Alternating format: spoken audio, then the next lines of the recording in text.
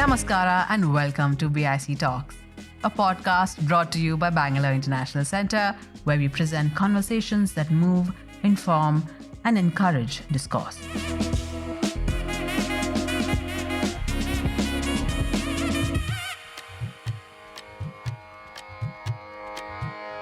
See, Verma and I never agreed in the constitutional benches. And every judgment of Verma dissenting from mine, I edited them. I used to make horrendous mistakes grammatically, and he would correct them. And his dissenting judgment from mine would be spruced up by me. One way, I said, this thing I pointed out, if you want to be effective as a dissenting judge, who says that it was a great relationship. He was a great man, sir. He was a great man. He was a very moralist, lived a clean personal life, and man of high values. And he had capacity for strong friendships and loyalty. He was a great judge, a great man and a great judge. Not one constitutional bench judgment. I think we must have shared 5 constitutional benches. In each he dissented. In Sikkim case, he dissented very violently. I took a different view of the conception of tribes, not merely sections of society, religious basis. Tribal culture is its own significance in democratic this thing. My construction on the provision was entirely different. And 2 judges, Sharma and Verma, dissented. The 3 of us took the thing forward. Welcome to None Wiser Than the Law, a series of conversations with Justice MN Venkatachaliah covering the law, his life, politics, and the Constitution.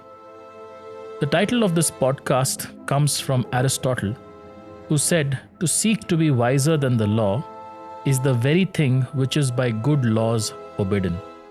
The role of a judge is therefore not to presume wisdom, but to unearth the wisdom of the law. Justice Venkatachaliah quotes this aphorism in a judgment, and in this series, we explore his judicial philosophy that shaped India's jurisprudence. My name is Alok Prasanna Kumar, and I'm a co-founder of the Vidhi Centre for Legal Policy.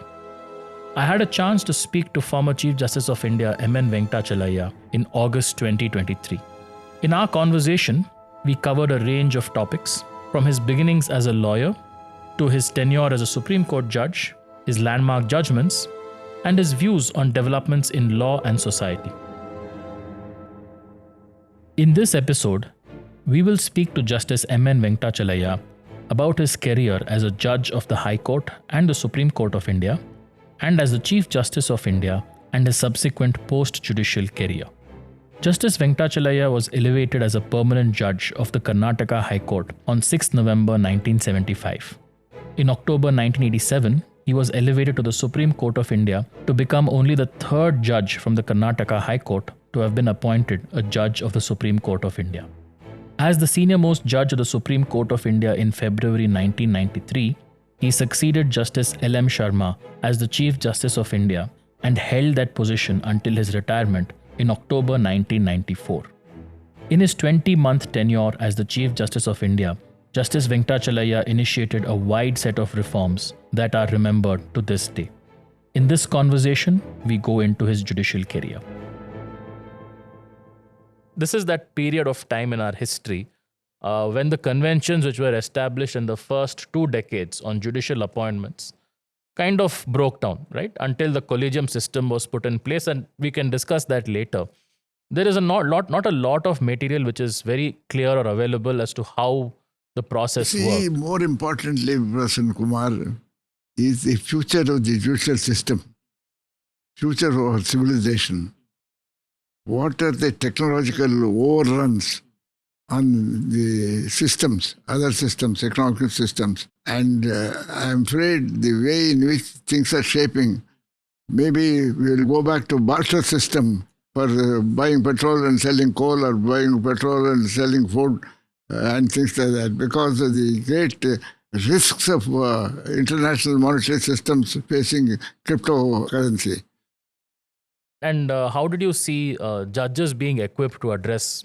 the new challenges? What was the thinking behind something like the National Judicial Academy? You see, they are capable of visualizing things, but they are willing to wound but afraid to strike, because the system constrains them. And the judges must also be on the same page. Philosophical addiction to certain values which are no longer relevant. What would you say are some of the values which there is an addiction to? For example, when you decide a suitability of a person on the color of his skin or his color of his politics, then it becomes a problem. And did you see that happening when you were a judge in the Karnataka? No. See, all the mistakes were our own. And we couldn't blame the government for our mistakes. But in the judiciary, we know that High Court judges are appointed by the government discussing with the Chief Justice. But we find that the district judiciary, it's more open in terms of competition. How did you sort of see the difference between the way in which, say, somebody came to the High Court from the bar and somebody came to the High Court from the district judiciary? From the bench, usually by seniority, and from the bar by Chief Justice, who were sometimes incapable of taking a decision without consulting some other judges who would put a lot of, you keep your mind too open, people put a lot of rubbish into it. So that's the problem. There's a lot of self-confidence coming out of conviction. Don't have self-confidence and you want for popularity, you make mistakes. And did you see how, in your time as the Karnataka High Court judge, did you see how Chief Justices made their choices for judges on the High Court bench? Not always very objective. Not always. In fact, there's a story. One Chief Justice, those days the convention was to send 2 names. Send 2 names to the Supreme Court? No, in the High Court. Okay, sorry. The judges, Chief Justice sent 2 names, the government would pick up one. He sent 2 names, one very good name. The other, by contrast, he put up a wholly inadequate name so that their favorite name could pass through. He was not very good, the choice is his own, but he put a worse man. And he was having dinner at a friend's place sometime. Lady of the house said, there's an announcement of a judge. In the meanwhile, the weaker judge's relation became the governor. And he announced his name. The choice he didn't want to make, he put it as a contrast for this kind of things happen. The system of picking almost entirely on the basis of how good that Chief Justice assesses people. Did people sort of say this needs to change around that time? See, one thing, in England it was the same thing. Lord Chancellor would do that. They were challenged. He said, no, you have no idea of my secret soundings. I keep a record. I asked the senior members of the bar, judges, about the performance and the character of this particular judge. And people don't know the secret soundings, as they said. Normally, a judge, if he doesn't know the full side of the person he is proposing, he will make some inquiries, discreet inquiries. Did the Chief Justices really follow that process in your Majority view? of them did that. At least in your time in the Karnataka. The lawyers were picked up for obvious choices in the bar. The sheer volume of work and this thing. Of course, there are some black sheep always, and these exceptions prove the rule. You see, law is a process of abstraction. Some possibility of some miscarriage of justice in application of the law is proof that it is done by a proper process of abstraction. By taking an abstraction will leave some areas uncovered. And that's the test of efficacy in the law itself. Some exceptions show that the rule is good. And how was coming to the Supreme Court different? Obviously, you had to move from Bangalore to Delhi. You had to move baggage. That disrupted my life in many senses. In the sense, my son had to be educated in Bangalore, and I ran the establishment here, and it is all the reasons for my bankruptcy. Because one thing, of course, is that I'm also from Bangalore, and I moved to Delhi for 7 years to work and so on. And to me, the cultural and the social and linguistic changes were quite enormous. I was wondering if the effect was the same for you, since you have been here in Bangalore most of your life and then you moved to Delhi. How did you find that move to Delhi? Delhi is an artificial place. You see, they make good noises, but you can't trust the noises. as expressions of this thing. But that's the Mughal capital for centuries. So it leaves an imprint of that.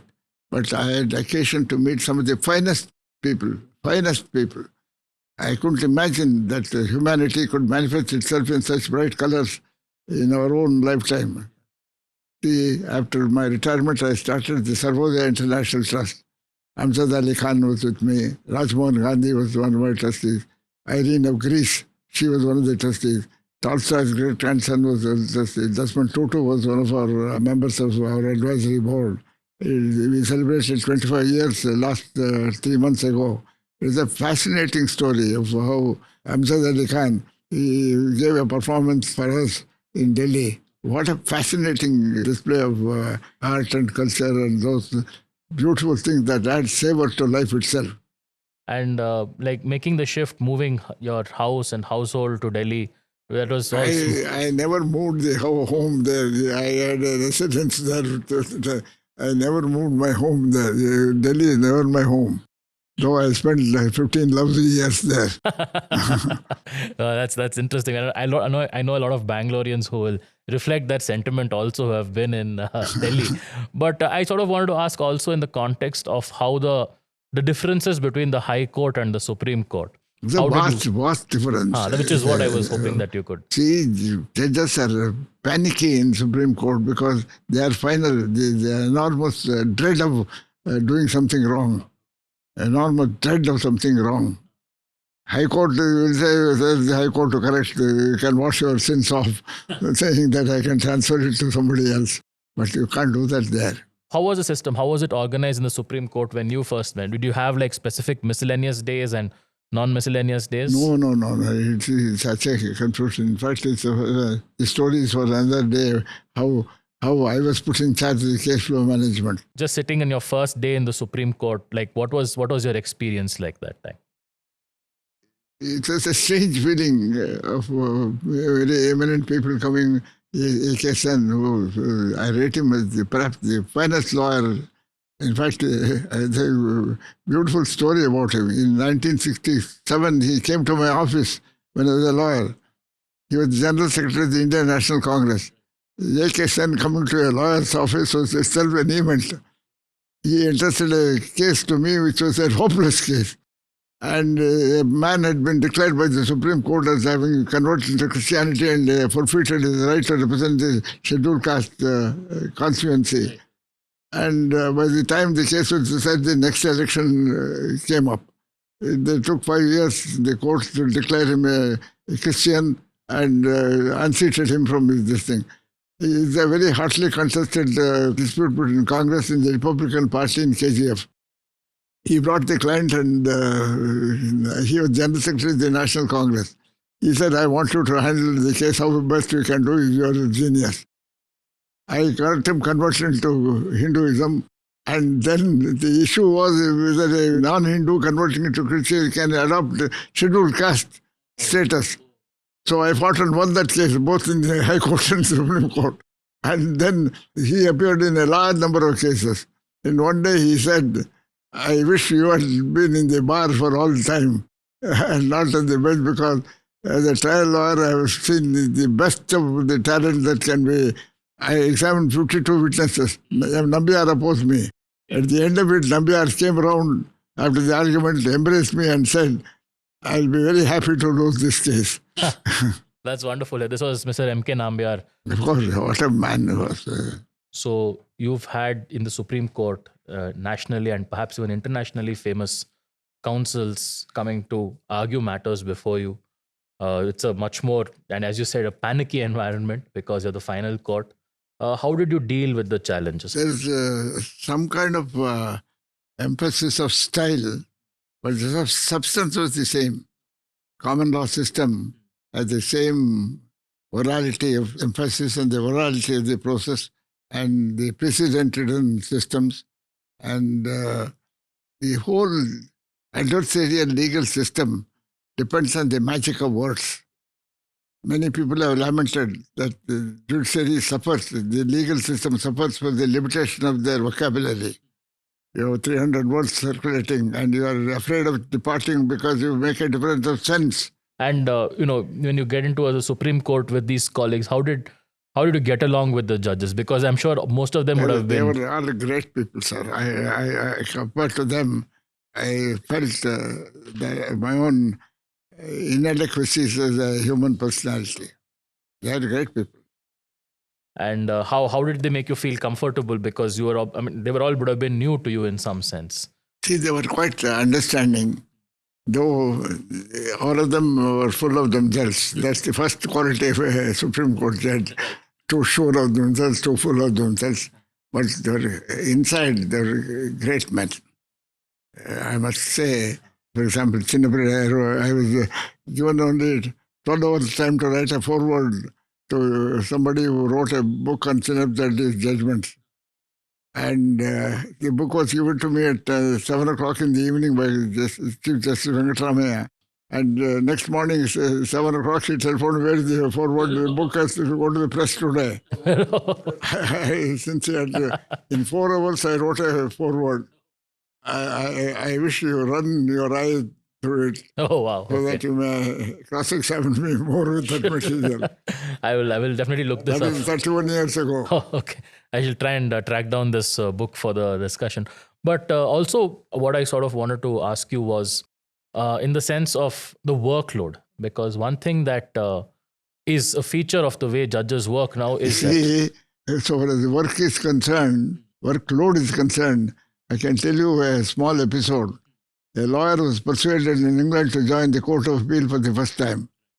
After a week's time, somebody asked him, how do you find the change? He said, I thought slavery had been abolished in England. I thought slavery had been abolished in England. Right. That is the kind of work they do. In your time, what was the difference? Did you see any perceptible difference in the workload that you had in the Karnataka High Court and what you had in the Supreme Court? Of course, the Supreme Court work was killing. You had to read 70 briefs every Friday evening. And the American Supreme Court renders about 130 opinions a year. The House of Lords about 60. Free Council 60. Supreme Court lists 1,000 cases every week.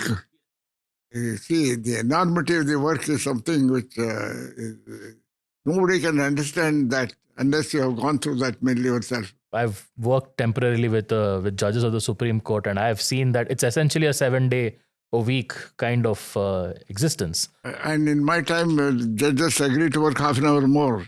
Oh, on sitting in some... Instead of 4 o'clock, they said 4:30.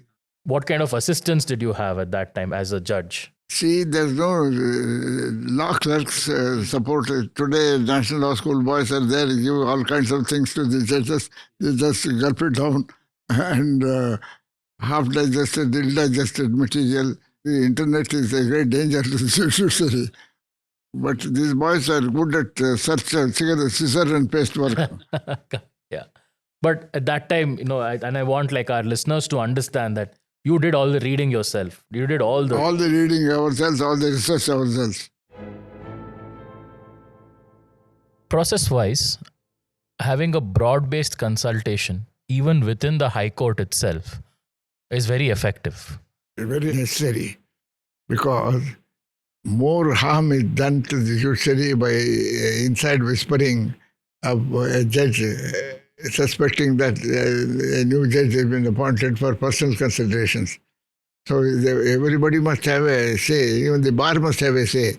But unfortunately, today the relationship between the bar and in fact, Lord Chancellor was accused, oh, you are arbitrary, you pick up some people. He said, I have a record of secret soundings. I've consulted about this particular judge, I've consulted so many people, it's on record. I've kept a record of it. You've said that the relation between the bar and bench doesn't seem to be as good now as perhaps it was in the past. What makes you say that in some ways? See, there are three factors. One is bar must be satisfied about the knowledgeability of the judge and his academic attainments. Secondly, his reputation. And thirdly, his behavior with the bar in court. These are not matters of procedure, they are matters of substance. And if you are not well-read, wise, known for your wisdom, how did Krishna with all his, they said, overbearing? No, he became the most pleasant judge. Every junior would long to appear before him. And that is the test of a great judge. And where do you see this has broken down? Do you feel that judges are being more rude with the bar, or the bar is not happy with the way judges are hearing? Generally, everybody learns this lesson after some time. But the point is, they don't have the patience to put up with things which are not so pleasant. A lawyer has an unfortunate duty to say something in favor of a client who may not be righteous. Why do we put it on him? And he has to say something in his favor. There is some redeeming feature in every case. No case is pure black and white. And society is an unjust society. And you can't expect the system to be just in an unjust society.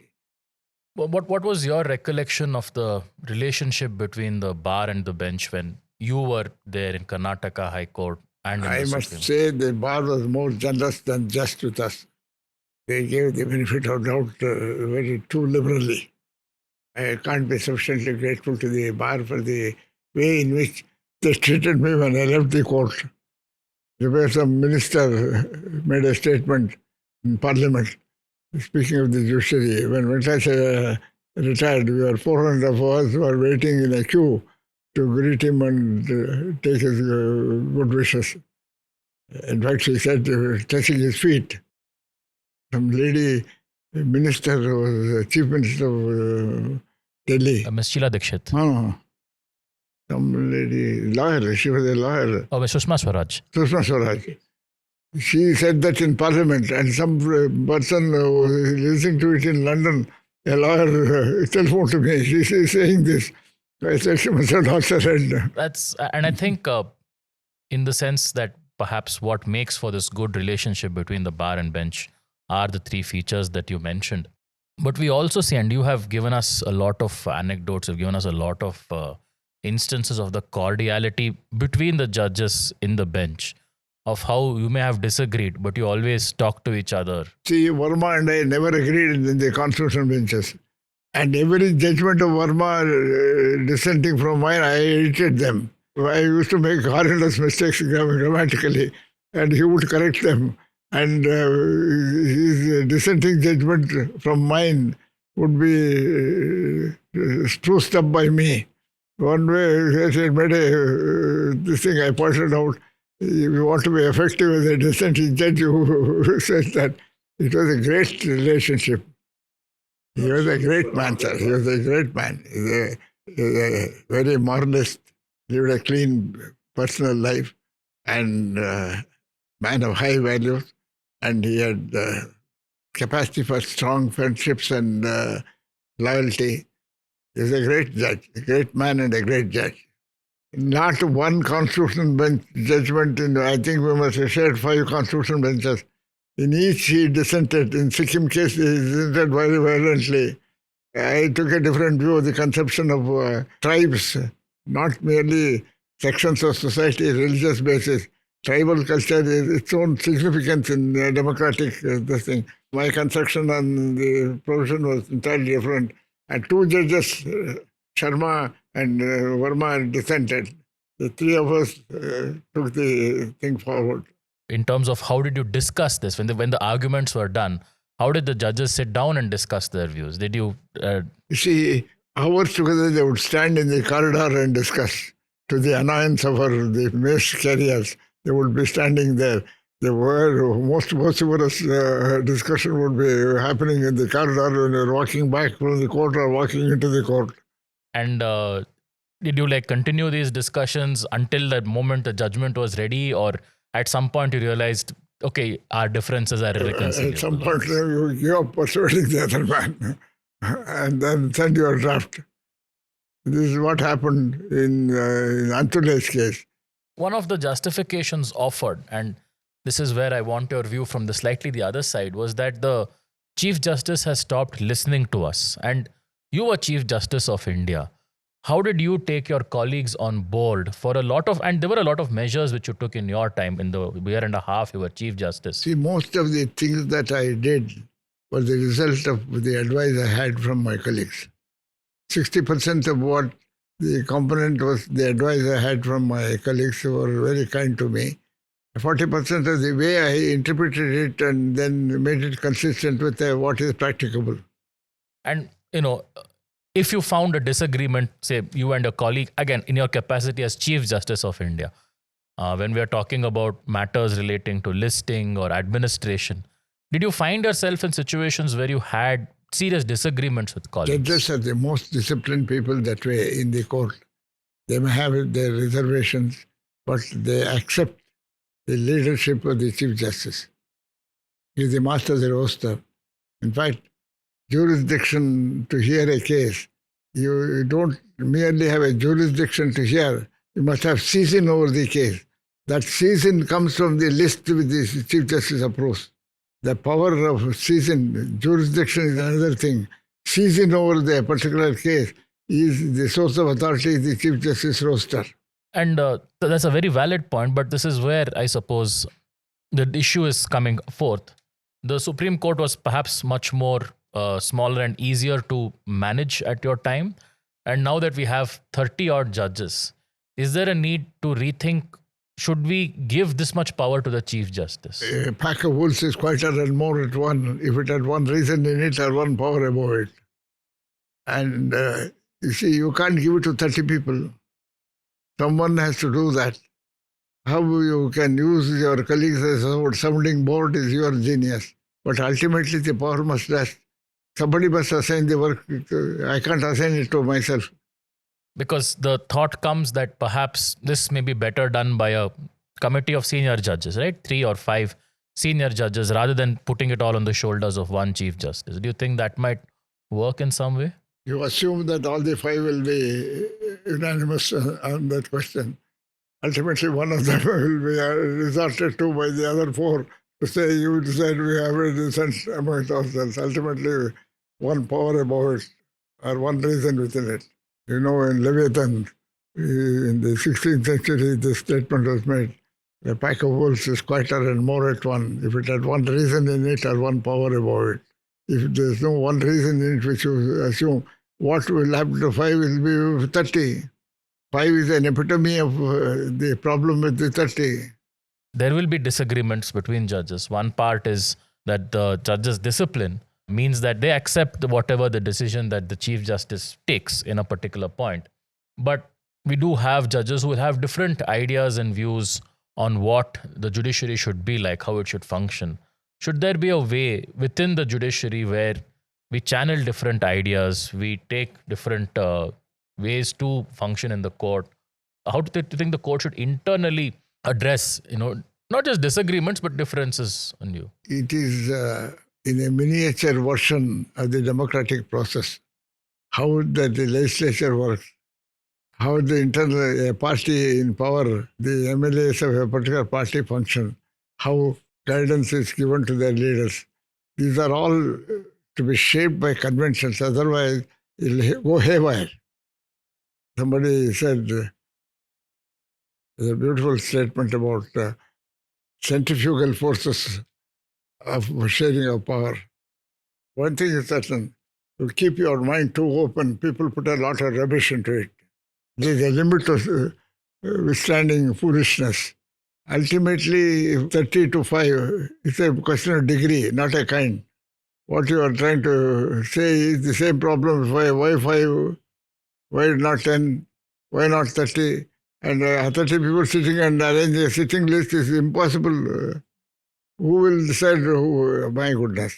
No, you're right about that. And I think at some level, to go back to a word which we mentioned previously, it's about the balance. On the one hand, you need to take your colleagues along, but at some point, somebody has to have the final word on the matter in this respect.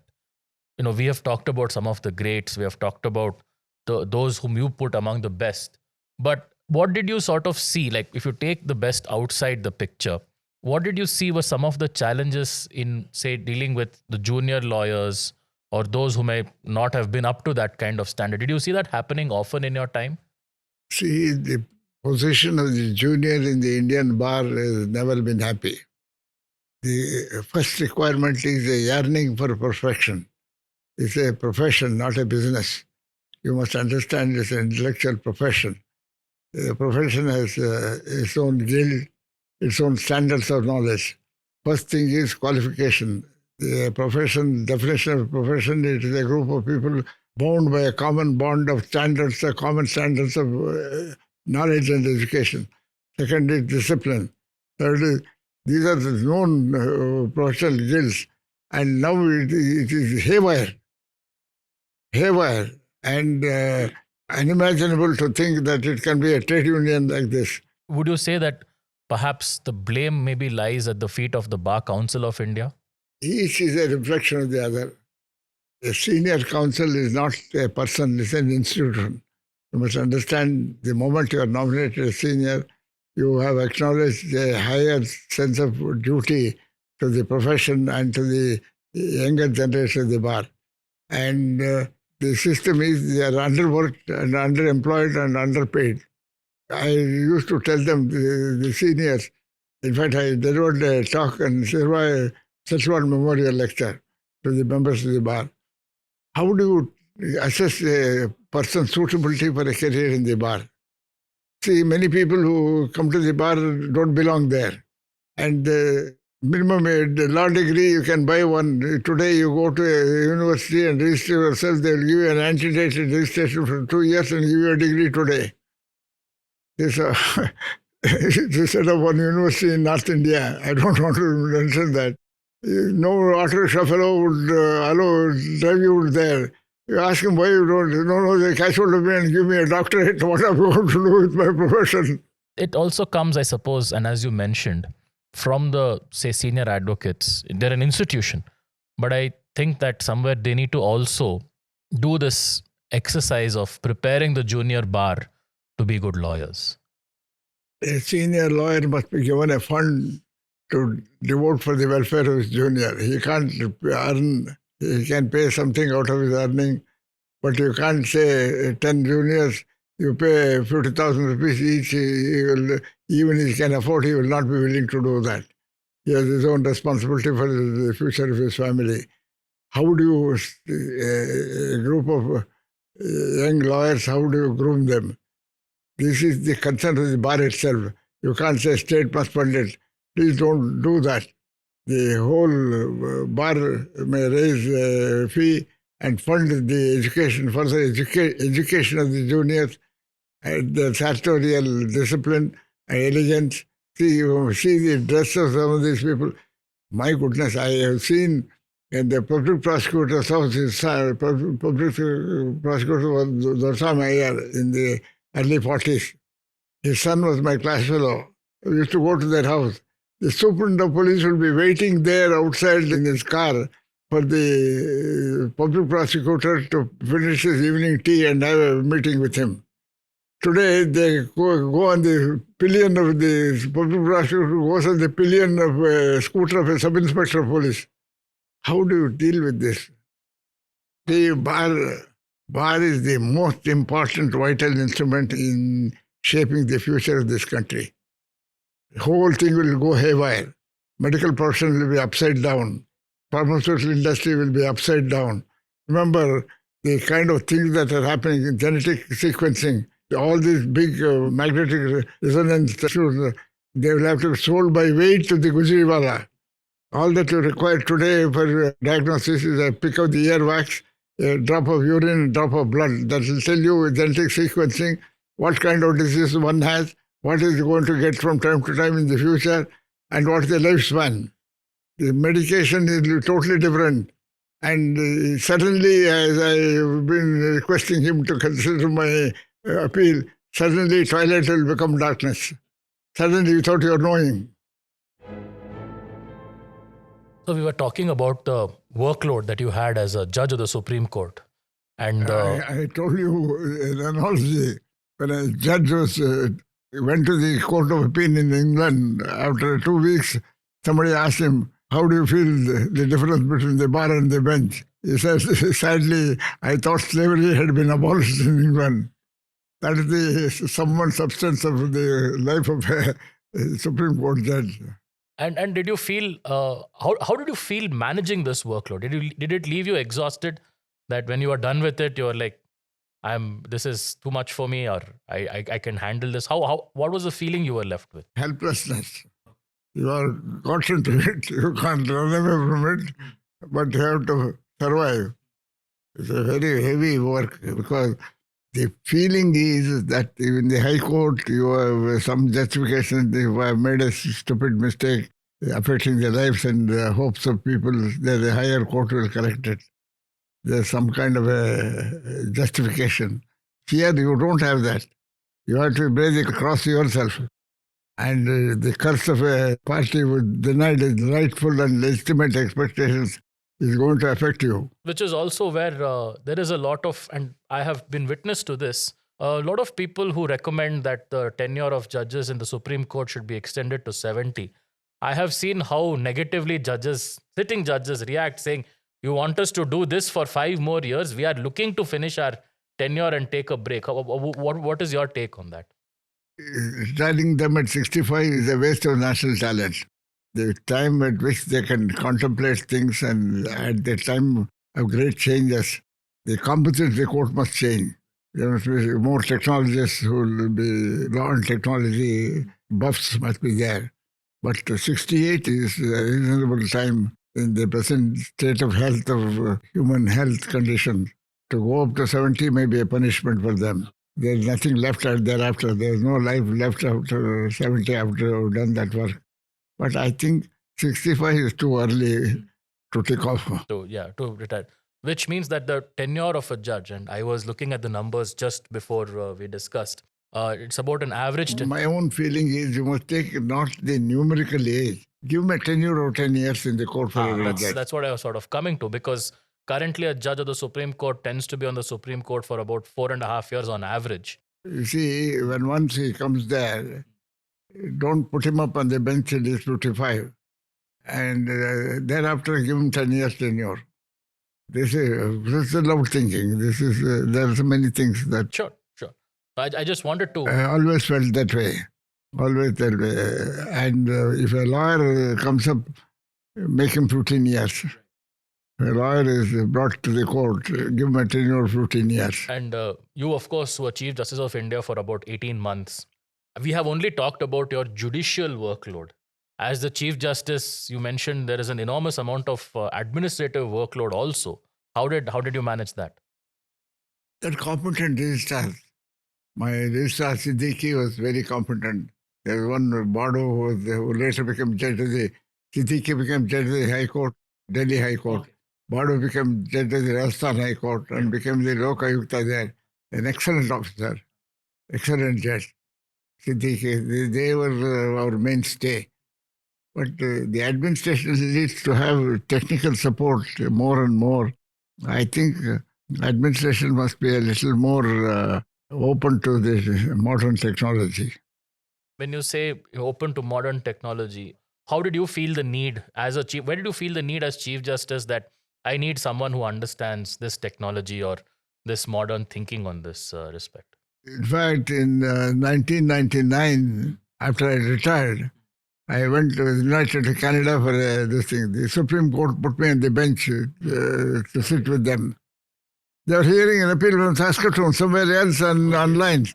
COVID did us that great favor, though it took away our lives. It did us a great favor that suddenly scientific response, social response to the epidemic is itself a great civilization study. How people at what strata of life, how they braved the situation. Now that, of course, technology has come into the system, when you proposed as Chief Justice to use more technology, what was the response of people in the system from your registrars? See, the very first expression of this concern was my inauguration in the first week of my taking charge as Chief Justice in Bangalore, having a center where you pay 10 rupees and know the status of a case anywhere in this thing. I think in March 1993, first inauguration was in the High Court. You pay 5 rupees or 10 rupees. National Informatics Center, Sheshgiri had done it at my request. Any court in anywhere in the country, the status of that was available to you. You could know your case, what happened to your case in Lakshadweep. That's quite impressive, because I think that conversation about using technology and the judiciary, at least going by the work that I do, we do find that when we take experts in technology, they realize that the judiciary is thinking about this issue 20 years too late in some senses. And what is remarkable for me is that in 1993, you had thought of this. We initiated the first thing in Bangalore, the center, National Informatics Information Counter. In the High Court, there's a counter where you pay 10 rupees and they would give you a certificate about the status of the number of the case and what state it is in. No, what I wanted to ask was where the interest for technology came, where the interest for seeing the power of technology in the judiciary. How did that come to your thinking? See, the great breakthrough in science has changed our civilization. The whole of history of civilization is history of sources of energy, from human labor, animal labor, petroleum, steam, railways, gas, electricity, nuclear energy, spiritual energy. Civilization changes have occurred at every stage. And our intelligent response to the source of energy is the source of improvement for the society. And that has been the lesson of history. You go to Neil Ferguson's Cash Nexus, how Europe developed in 400 years in European history. They fought 1,000 wars among themselves. That German chancellor came. He didn't want a German roof over Europe. He wanted a European roof over Germany. Helmut Kohl. Helmut Kohl asked the leaders of public opinion all over Europe to come to Frankfurt, drink, enjoy, and go back and build up an atmosphere for unification. He really brought a European roof over Germany. And in 1998, September, he lost to Schroeder. Then he retired from politics. In that celebration, people shouted, Helmut, Helmut for half an hour. And somebody said his retirement from politics is like the Alps announcing their departure. No, because this what occurs to me is that even when I practiced in the Supreme Court between 2009 and 2013, the reforms that you had initiated in your time as Chief Justice, they were still being spoken of very admiringly. They were still being spoken of with, that was the most impactful set of changes that we have seen in the way the Supreme Court is run. Not the judicial decision making, but so much in the administrative and the technological reforms that you had brought in. So again, for our listeners. And that hangs a different story. In 1991, Palkhiwala made a very harsh statement.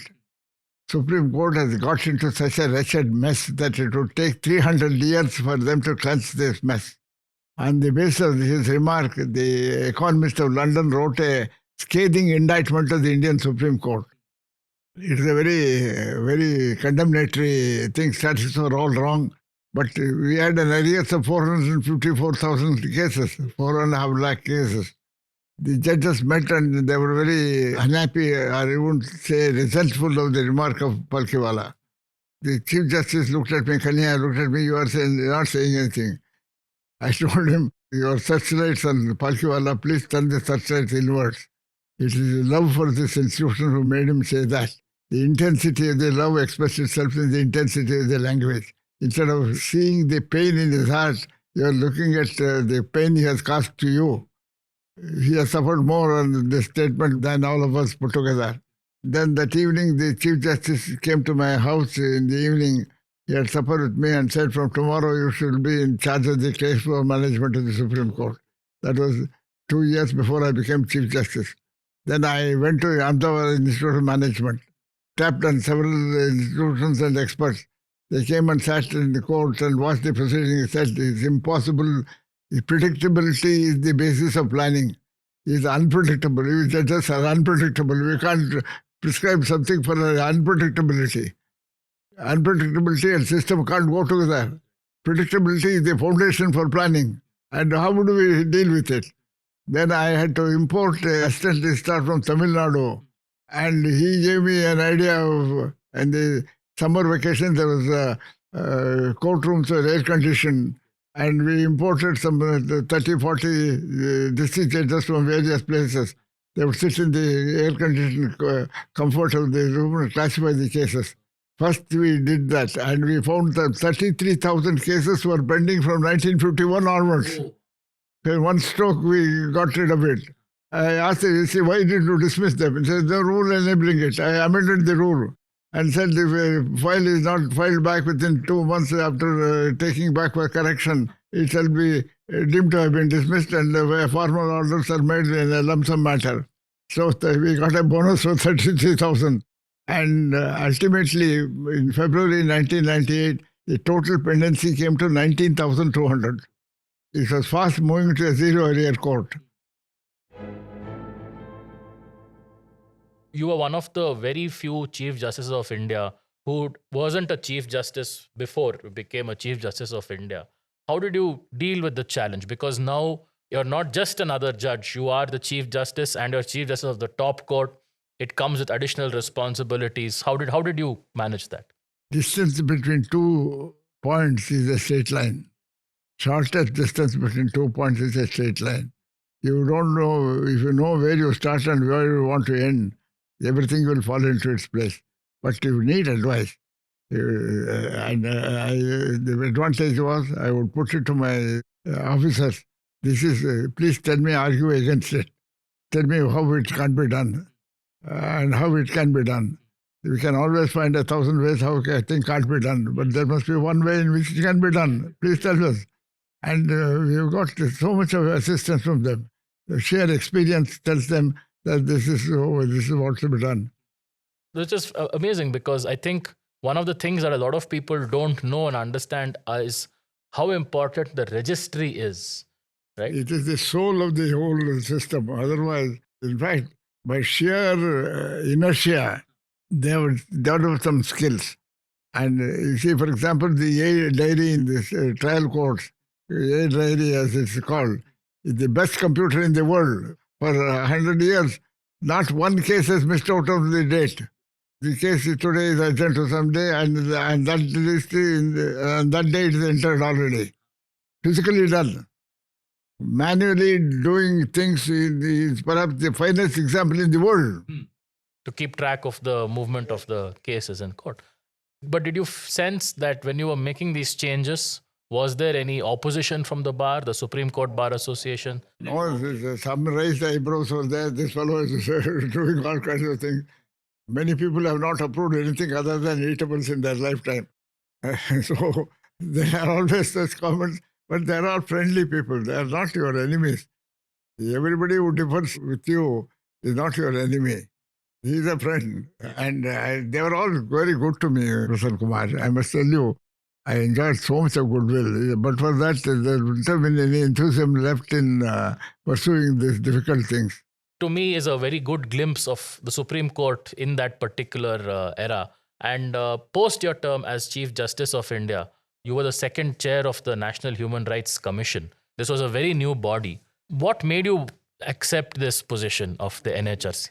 First, Mr. Devagowda, the Prime Minister, he wrote a letter to me inviting me to be, there's a committee to select. The leader of the opposition is there. Vajpayee was the leader of the opposition and somebody was there. Mr. Devagowda wrote a letter to me. I told him I held the office of Chief Justice. I will not be able to put up with the pettifoggers of the bureaucracy. You have to work under the Home Ministry, I'm told. The Home Ministry is the controlling ministry. I will not be able to accept it. Then he placed that letter before the committee. Vajpayee told him, no, you can't allow him to go away like that. You go and tell him that you will send your principal private secretary to him every month to iron out any administrative angles.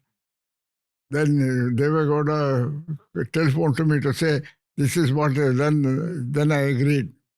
There was a former Chief Secretary of Karnataka who was his principal private secretary, Satish Chandra. Excellent man. He used to come to my office first of every month. And I told him, you are my principal secretary also. So you don't create any problems. And he was such a good man. Devagowda's successor, Gujarat, retained him. Gujarat was a friend of mine. He was very close to me. He came one day to my house and said, please persuade this man to accept a governorship. He is declining, refusing to do that. I told him, though he comes from my state, it's only first time I met him here in the Human Rights Commission. Anyway, I also join you in his appeal. He reluctantly accepted the post of a Lieutenant Governor of Goa. Immediately thereafter, Mr. Advani, who became Home Minister, removed him. saying that it was a caretaker government which appointed. People don't know there's no concept of a caretaker government at all. There's a Supreme Court judgment which says that there's nothing like a caretaker interim government. It's a government, full-fledged government. It's the judgment. People don't understand. And he resigned immediately. With the moment that idea was tossed up, he resigned and came back to Bangalore. He was a very fine officer, very sensitive, very fine gentleman. So the NHRC, when you took over, it was a very new body. And it's always a good thing for a body like this to sometimes pick fights with the governments, state or center. Did the NHRC, what were the experiences of the time? First thing I went there was, I felt this is a body which requires international experience, exposure to international experience of management. So I requested the McKinsey people to study the objectives, the means, the ends, international comparisons, and to give me an advice. The Rajat Gupta was the chairman of later on he got into some trouble. McKinsey people took up the issue with such seriousness that one telephone conversation from New York to our office took 2 hours. Then I thought, who will pay for this telephone bills? Then I had a meeting and asked the members, he said, why did you come to say you don't know government and they present a bill? Government will say it is the funeral of the chairman who appointed them. I don't have the means of paying that bill.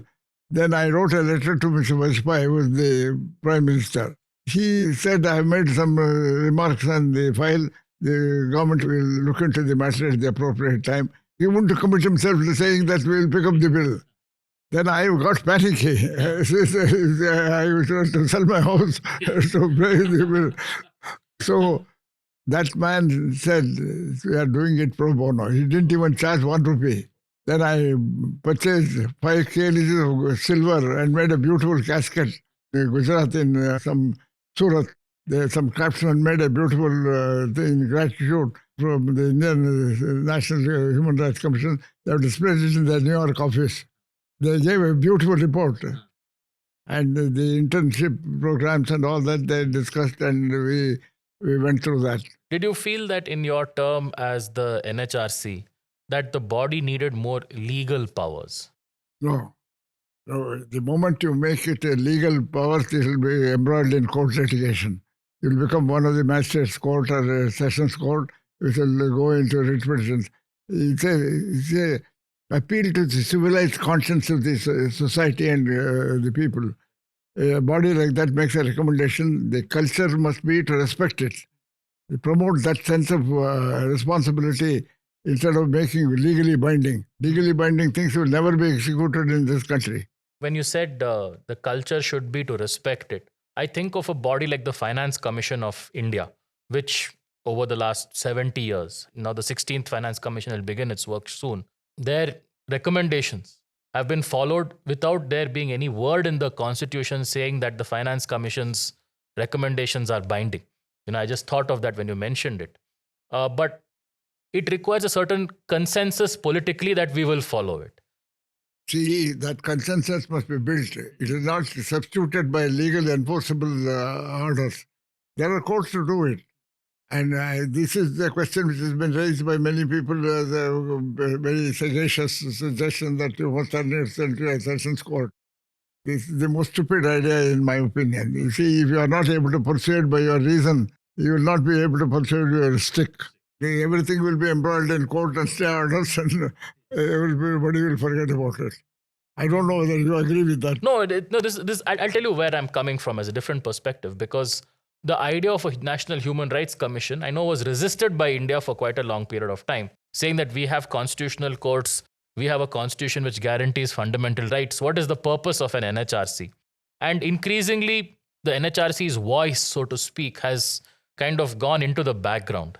Where I'm coming from is whether the recommendation is binding or not.